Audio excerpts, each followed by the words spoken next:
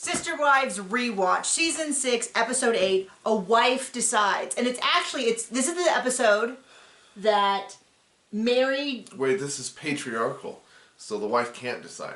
Oh, and she doesn't. So, there's that. So, this is sort of one of those pivotal episodes. It seems like we have a lot of these episodes this season, which is when Mary finally gives Cody her answer, at which he promptly ignores and gives his own answer. Yes. And it's funny because over the years, I haven't rewatched this episode in many years, until now. And I've heard many people say, oh, Mary said no to Cody having another baby. And they'd be wrong. Well, and I kept thinking, that's not how I remember it. I remember it that she was going to say yes, and he said no at the last second, and then act like it was their decision. And sure enough, my memory was correct. But it's hard for me to imagine how you watch this episode and don't see it that way. So either people weren't paying attention, or they just forgot, or I'm curious to see... Maybe they just realized it's Cody's world, and his wife's just living it. Well, my thought is, after this, does Cody start saying Mary decided she didn't want another baby? Yeah, sure. So Mary decided, because that's what he said. So what else is interesting is to watch... that I've now seen this pattern, we're going to start seeing this pattern, happens many times, which is that Cody will very freely in the interview speak. But then to Mary, he's all double talk, and he tries to back her into it being her decision. And what she is really asking for, and does this over and over again, is engagement with him. And now that we know that they had stopped sleeping together at this point, that he had, by this point... But if nature did it, so if she immaculately conceived, he'd be there for the baby. Right? So it's very, very interesting. That's just one of the stupid things in this episode. And there's a lot of things that, this is where, like, just let me compose clips to submit. I don't need credit or anything because there's a whole bunch of stuff. One is, right off the bat, they're in the cul-de-sac and Cody says, you know, we have to work on understanding boundaries. So every wife wants to run the house the way they want to run it, but we need to have some unity. But patriarchy. My question was, what does that mean? Is he talking about, and this is my guess, he wants everyone to run the house the way he wants the house to be run, but he doesn't actually want to be there. Right. That's one thought. The other thought is this has something to do with Robin. Robin doesn't like how... Well, it has to do with Robin because he wants to be there. Well... While everybody else does what he says while he's not there. There's a lot of discussion, a lot of footage of the kids. The teenage kids at Mary's house, the teenage kids at other people's houses.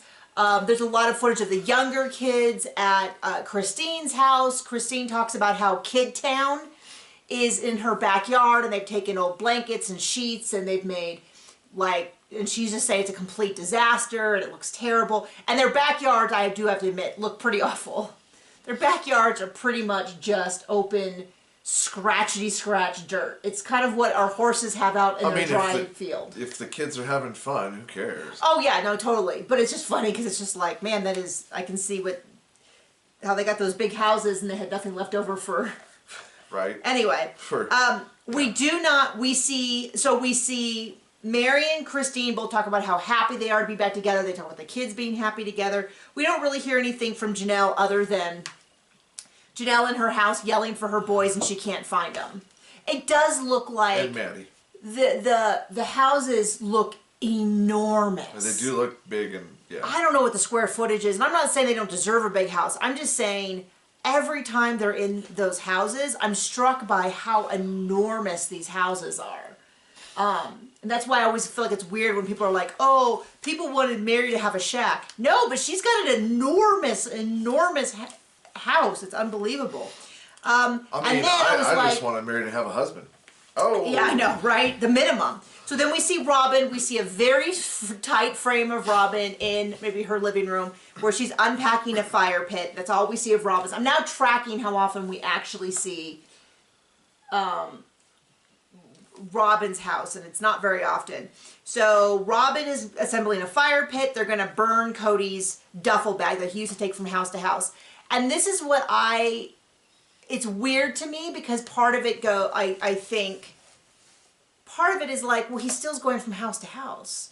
Why does the man need to have 400 sets of underwear. When I was a kid, my parents had vacations home. I don't think I ever stayed with a hotel with my parents. My dad was very much like only the familiar, so we went from house to a little vacation place. And I would keep like some underwear. My mom would be like, well, leave an extra set of clothes. You don't have to carry everything. And you know it never works because you get there, the toothbrush, or like, maybe I'll just use I'll use my own toothbrush and stuff like that. Did I spit on you? Anyway, not the best example, but my point is it's kind of like they're still separate houses, but they're deciding he no longer needs a duffel bag. Well, since he's only living at one house, does it really matter? That was my initial thought, is that he is essentially just living at Robin's house. So Robin and Christine hate the duffel bag. They want to burn it. And Janelle's like, I've never really given it much thought. And Cody's like, yeah, because you like your independence. And she's kind of like, guilty as charged. And I still think, and this is not a slam on Christine or Mary, but I really think Janelle was the only wife who really seemed suited for plural marriage. In that she really liked it when he was gone. She just does not seem to be someone who needs someone. Well, Robin did great turning him into a monogamist for sure. I know, right? I don't think she... So anyway, Christine and Robin hate it. Janelle doesn't really care. Mary doesn't get an opinion. She doesn't speak. Savannah says that she's so glad they're burning it because it was so hard on her dad. And I'm like, oh, poor Savannah. She's always been so sweet. And I never see Cody. Say the darndest things. I never see... I just feel like Savannah... I don't know. I feel bad for Savannah. I like Maddie a lot, but she wasn't included in Maddie's wedding, and I feel like that's kind of sad. And now she is being ostracized by the only sibling that's her age, Brianna, and I just feel bad for her. Her dad's neglecting her, even though she's never said anything against her. Anyway, I feel bad for Savannah. And so then we have this big section. There's a lot of my sister wives' jewelry stuff in here. Oh. It does not need to be there. So we see Mike and Gina. And Cody wants to design each of the wives a necklace that'll represent them that they can sell in the store. And they are each the most literal and hideous thing you've ever seen. This is where he talks about how Robin thinks of herself as a bird. And ever since her divorce, she imagines herself as this phoenix who's reborn. Probably the most commercial design because a phoenix is a kind of a universal symbol that a lot of people... So he watched The Fifth Element one too many times? I guess so. In my work as a writing coach, I actually we have an archetype we refer to as the phoenix, which is people who tend to do like... I'm trying to remember how I do this backwards because I do it on Zoom all the time. Where they work, they do a ton of work, and then they sort of have a crash, and then they start over again. We call it the Phoenix archetype. Anyway, my point is that Phoenix's is probably the one that would sell the most just because it's most. And then he's like, Mary's extremely loyal, so I was thinking a dog. And Gina's like, no, not a dog. Not that. Don't do that. And they're like, what about a word? He's like, oh, we'll do loyalty, which in Latin means fidelis. Which I'm not totally convinced. Like I feel like that's more the kind of thing that you give like a guy. Whose name is Caesar? Or like something military or something like from an Ivy League school. I don't know. It just doesn't strike me. But I feel so bad. I am feeling in this rewatch more sorry for Mary because he really does, as one of my mother's favorite phrases, damning with faint praise. One of her favorite phrases to use. And he really does that in that when he does describe her and try to compliment her, it's so awful, you go, oh, that's worse than if you had said nothing about her. Yeah. Her greatest quality is her loyalty. It's like something that you benefit from. Not that she's smart or hardworking or a good photographer or any of those things. It's that she's loyal to you. Like a dog. Which is only topped by him referring to Janelle as being an earth sign and suggesting a tree and saying almost nothing about her. I mean, he doesn't say anything positive about Janelle. Of course, the difference is, Janelle wouldn't care. And then Christine, he describes as air. And that so you call her an airhead. She's a fairy because fairies can turn on you. And I was like, wow, we are really going downhill. You know that in more his... honesty came. This is like a Rorschach test. Yeah, right. It is a Rorschach test. Honesty came out. Where he thinks in he's unintended being... ways. He thinks he's being like really complimentary, and it's just going downhill. And they're like, well, fairies are mischievous. He goes, yes, that's it. And then he designs 4 of the ugliest necklaces I've ever seen.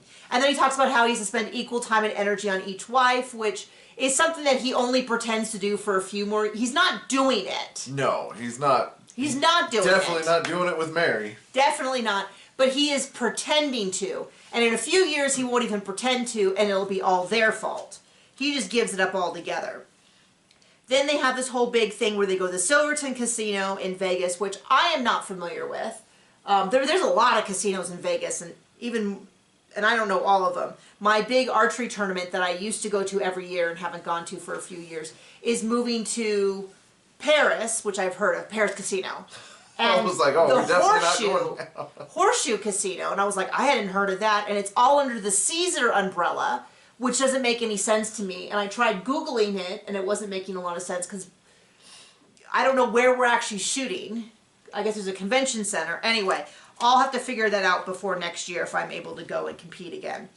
But they go in, and there's lots of hemming and hawing, from Robin especially, but a little bit from Christine. But they go in, and there's mermaids there. And the mermaids are swimming, and Christine's like, I love the mermaids. And then she's like, but am I being hypocritical? Because we would look sideways at the cocktail waitresses. Now, frankly, I look sideways at the cocktail waitresses, not because it's any judgment level, but of a matter of like, is that genuinely comfortable?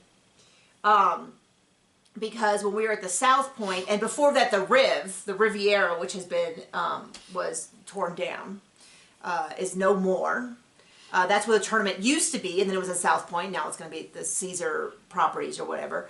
They just always look so uncomfortable. They were in high heels, and I have bad feet, and so I always just looked at it as like, that just looks like very uncomfortable. And of course I'm thinking like, there's times of the month I definitely wouldn't want to be wearing that kind of outfit. Okay, how did we get here? Hey honey, can you control yourself? Just reel it in a little. Are you blushing? Anyway, so they go, but they have this long discussion about how it's the difference of like a swimsuit in a pool is different than a swimsuit at work. So basically they're being judgy, led by Robin. A little bit, and then they go, the name of the store is called Guilt. And Robin's a little bit like, well, I don't know if this is appropriate. And I'm like, okay. And then they get in there, and of course it's like guilty pleasures. It's like, oh, go and get, and it was very, extremely tame stuff. It was like a flowery apron. I mean, it was nothing even close to salacious, which I feel like if you, and of course these are now. Why did they go there in the first place? They're there because the Guilt is going to carry their jewelry. Oh, you carry and not sell. That was a good choice of words. Right. They're going to be there, but no one's going to buy them. No, John, you missed it. Because Cody says it's because they'll be their exclusive wholesale, meaning that they're selling it to a wholesale destination. It'll be a destination port for people. A destination place. Sorry, not port.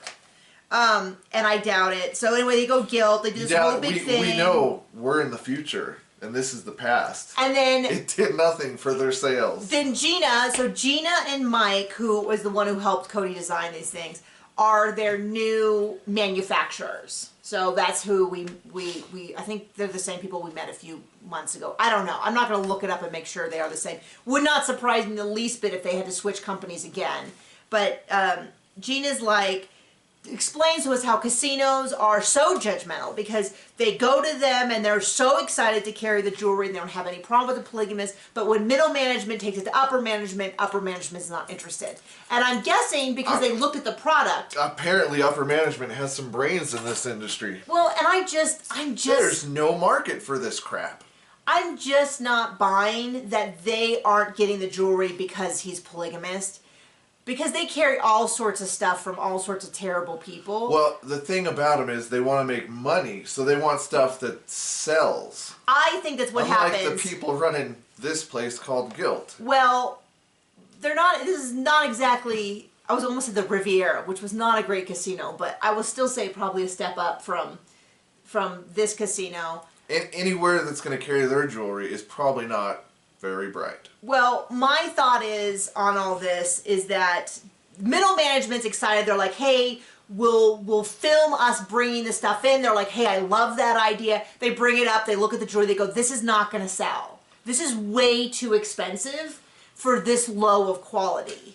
Why would we buy this? And the whole premise is something nobody wants. And they're gonna go. They're on TLC. This is not a Housewives. This is not Oprah coming in. No one's gonna buy this. They're gonna say, what are their sales numbers? They can't sell it already. Then we're not. They can't sell it online. And we're limiting it to the people who actually come to Vegas. Like, no, so I'm not buying. But it's going to be a destination for pligs who don't go to casinos. Well, I know, right? They did mention that they don't go to casinos. So I'm not totally buying Gina's story that that's the reason that they don't have anything.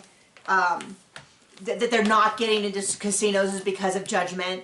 And then the lady, the sort of the middle management, I don't remember what her title was, who's like, oh, we're so excited to have you, and this is a great casino, and we're excited to carry your products. They like put on like a floofy apron on Cody. And Christine is like, that apron was lucky to be on Cody. And I'm like, okay, first of all, no, Christine. You know I love you, but no. But secondly, I'm like, she was always so ready to defend Cody and Robin and all that. And they really just screwed the pooch on that because she was like Team Cody all the way, and it just wasn't enough for him. I mean, if he wants someone to really feed his ego, it's Christine saying that apron is lucky to be on Cody, not Robin covering his mouth and telling him that he shouldn't speak because he doesn't know what's talking. Anyway, and then Robin says these fateful words. If this doesn't sell well here, we'll have to go back to the drawing board, which one, did not sell well there. Two, I don't believe they went back to the drawing board. You know what you should do with bad ideas? 86 it. And then on the way over to this thing, they're kind of talking about, Christine's like, I'm all in, and Janelle's like, I'm really bored about real estate, and they do all that bit where they're trying to convince us and themselves that this is a good idea. Which it's not. So then we have Janelle. This is kind of a weird episode because it was like 4 mini episodes in a row. Janelle is talking about the scale and how mad she's frustrated because the scale is not moving. Sean, who is not the first... Not the guy they were going to go in business with, but the other guy that they're not going into business with. Sean is, I mean, he's kind of pissed because he's like, Janelle, you're losing inches. You're constantly losing inches. Your body, you're getting new clothing. Forget about the scale. Totally legitimate argument if you're losing weight and your body's getting into shape and you're feeling stronger. But you'll never guess that she's still fixated on the numbers. Yeah. So he's like... It's almost like muscle weighs more than fat. Yes. Oh, wait, it does. Per square inch. Yes. So they go to someone called Kettlebell Bombshell, who's a nutritionist, and we don't really get much from that. She says stuff like, you should have more nutrition in your food. It should be dense. It should be nutritionally dense. But we don't really get a lot of like, this is what's going to change or anything. It felt a little bit like, I think at this time, these were 2-hour episodes that they edited down. I don't really know. I don't... It was torture. Every one of them was torture. Because this is what confuses me. So here we are, maybe 45 minutes into the episode, and we finally get to what I thought could be almost a whole episode, which is Mary and Cody having this discussion about will they or won't they have a baby. Well, this is Mary's decision, right? Because that's what he keeps saying. Putting off. Well, whatever you decide. Well, why don't you think about it? Well, take some time and really make this decision. But you got to give me a decision soon.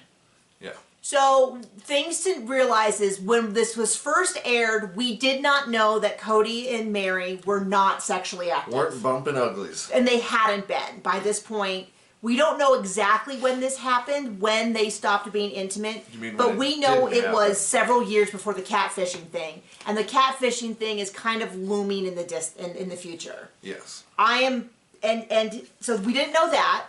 We didn't know that by this point he had melted down his wedding ring. That would have happened from Mary. We know that he had the wedding ring in season 1 because plenty of people have spotted it. So I don't know if it happened around, but he melted down the wedding ring because he didn't want Mary to have a special tie on him. Because previously he had wore Mary's wedding ring as a family wedding ring. And then somewhere around the time that Robin officially joined the family, he changed that. I don't think that this means that he hated Mary. I think that he just was like very deliberately shifting her role from, say, an active wife to a shunned wife, to a wife that he wants when he wants, and what he wants from them is like a clean house, financial contributions, voting his way when it's a family decision, but it does not seem like physical intimacy. There's no voting. It's a patriarchy. Yeah. But at this point, they're still pretending it's a family vote. Well, they pretend that up until like season 18. So he takes her, and it's very clear to me that they're not having conversations off camera. Or seeing each other, or spending time together. I mean, and she mentioned recently, as in a season 18, that during this time, they would share a bed, but he would turn his back to her, he wouldn't touch her, he wouldn't hug her, he wouldn't cuddle her, he wouldn't hold her hand, anything. Much like our wedding, how people, you know, go after their jewelry. They shun it because it's terrible. Okay. I'm not saying Mary's terrible, but... And you're not going to comment on my joke that that's how our bed is? It is not. Although we mostly do cuddle outside of bed, because bed is for sleeping time. Next you're going to talk about coitus on the kitchen table. Oh, John. Stop it. Look at you, trying to be salacious. That's for our Patreon only. That's for our OnlyFans only. For OnlyFans only. No, so... But those are all things we didn't know in the original, which makes so much more sense what they're really talking about, because they go out there and once again to the camera in an interview he says, we're going to talk about it, see what we've decided, but if she says yes, she wants to have another baby, it puts me in a really bad position because my gut says no. But he's been saying it's all her decision for how long now? Feels like forever. Year and a half? Feels like forever. I mean, it feels like a really long time. However old Solomon is. So... Apparently not long enough to get his way and for her to make the right decision according to him. So they're going out hiking at Red Rocks. He's like, she's got these clogs on. I don't know why she wasn't wearing tennis shoes. And she said she thought we were just walking to a picnic table. And I was like, Mary, whatever. And I was like, why? This is something that bothers me about Cody in general. So John is not a big talker. Those of you who are like, why don't you let John talk? This is John talking. That's it. That's it. That's all of it. So, like, when I don't know something, it kind of makes sense to me because John doesn't talk a lot. I have to really be like, is there anything else I should know? Is that? But I'm not going to let you wear a bathing suit to go snowboarding. Okay. You know? Because we spend time together. But Cody is constantly talking. He is constantly talking, but he never seems to give his wives any information that he needs. So I deeply resent that. Because why didn't he say to her... Or even look at her when he picked her up and be like, oh, honey, you know that Red Rock's like, we're going to like be crawling around on stuff. And her being like, oh, no, I had no idea. Let me go change real quick. Maybe it's to foreshadow that this is not going to go the way she thinks it's going to go at all. Well, it just he doesn't care for these people. And even the bassist or his children, we'll get to that soon with Truly. But he just doesn't seem to have any... Well, this is also another thing that we see. So recently there's been all these articles about how he'd like to be friends with his ex-wives. He'd like to do this and he'd like to do that. But it's so clear, like when Janelle left him, season 18, and he just didn't call her for 8 weeks. And then when they met up, he fully, 100% thought he had this like... These are my feet. Why aren't you groveling? Well, he was very much like, oh, by the way, I'm really sorry for how I handled things. And then he thought she was going to be like, thank you so much for apologizing, let's get back together. He has no sense of how to conduct himself as a human that has to do things like apologize, work on relationships, like... He's not a man, he's a god. Well, like even when I went to a writer's conference a year ago, and it was super fun, and I was, you know, and so I could very easily like get up, do my whole day, go to bed, and be just fine. But I didn't. I made sure to call my husband and my son and FaceTime at least a little bit every day, even for 5 minutes, even if I had nothing to share. Like, he doesn't care about what's going on with Ingram Sparks or Draft to Digital. He doesn't know what any of those things mean. A lot of the stuff was really stuff that I like internalized and I was thinking about. There wasn't even like, oh, I went to a talk on cozy mysteries. Well, what did you hear? I don't know. There was, just not a lot to share, but I know that it's important for my husband to hear my voice, especially when he's at home not having fun and I'm out making new friends. I have plenty of fun with our kid, but yes, the world does revolve around you. Your world revolves around me. Damn right. But my point being that's the basics of what you do. Like, even if you're having the most fun girls or guys weekend, you unless you're married to someone like Janelle who's really like, oh, you're interrupting my shows. Like, you do that kind of stuff. But it's so clear that he just doesn't. That's only when you care about someone. Yeah. So they said, well, how do you feel? How are you feeling? She's asking him. And what's super clear to me in retrospect was how much she was trying to make this connection with Cody.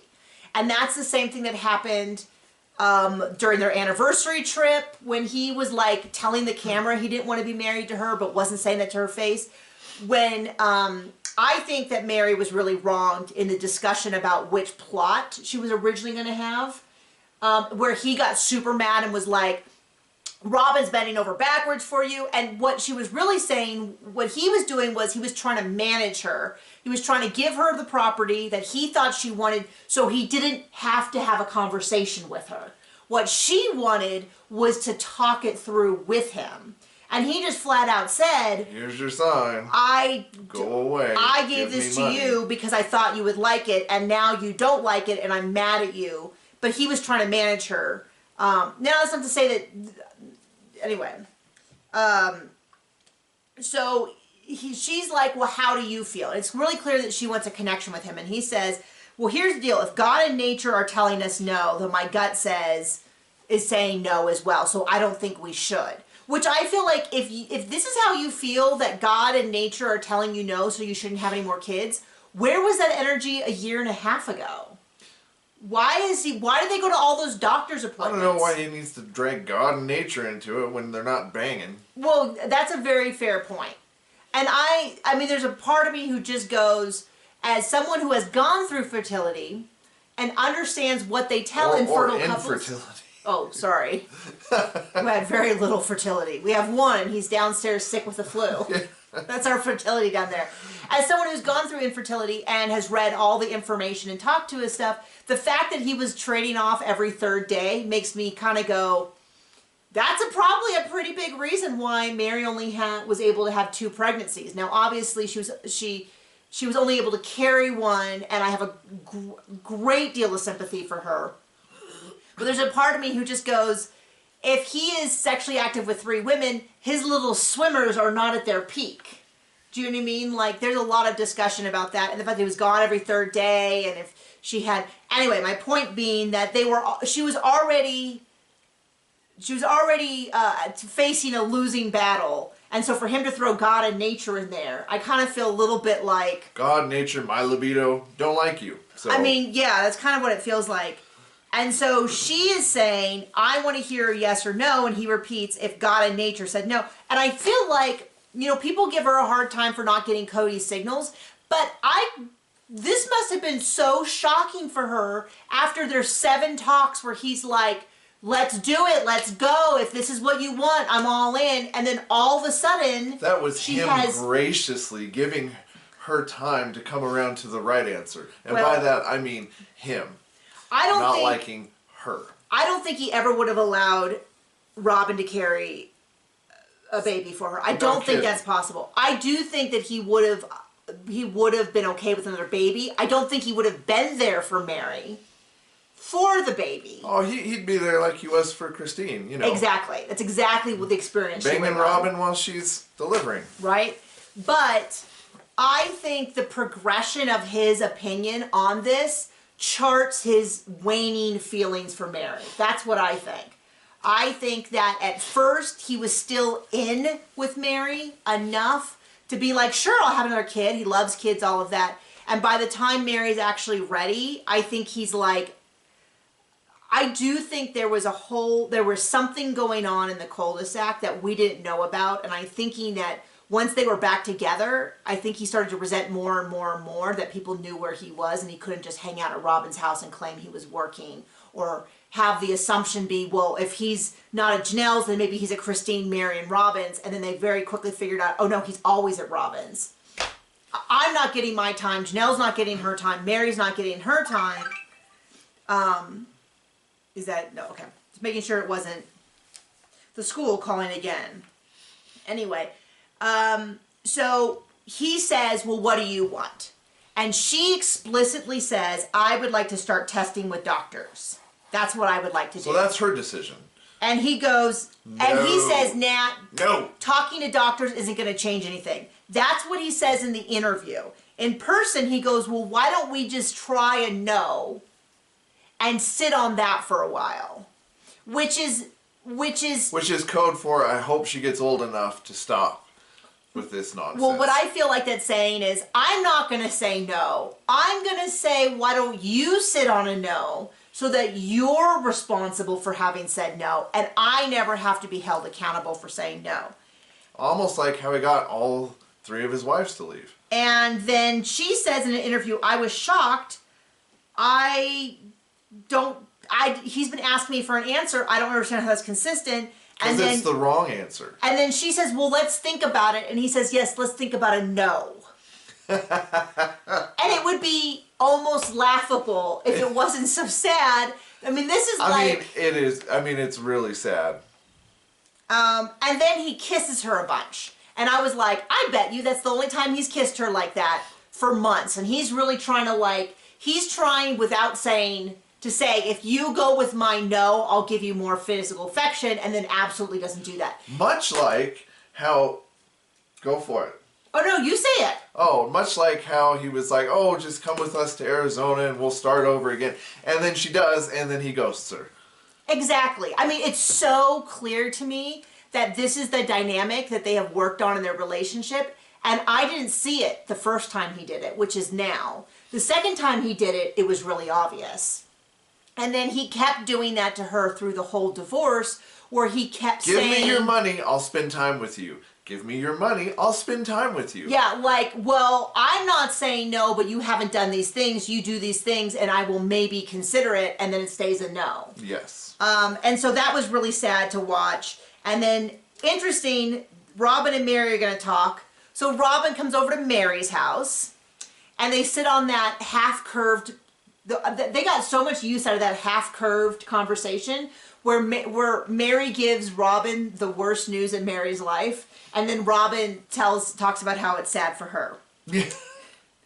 So anyway, she basically tells Robin, I was telling him I was ready, and he basically said no. And Robin's like, are you okay with that decision? And she's kind of like, not really. And then that's how it's... Okay, good. And that's kind of it. That's kind of the end of the episode. It was actually there was a lot of, it's just weird to me because the Mary thing felt so anticlimactic. And now, if I was to go back, once again, I would pull this clip.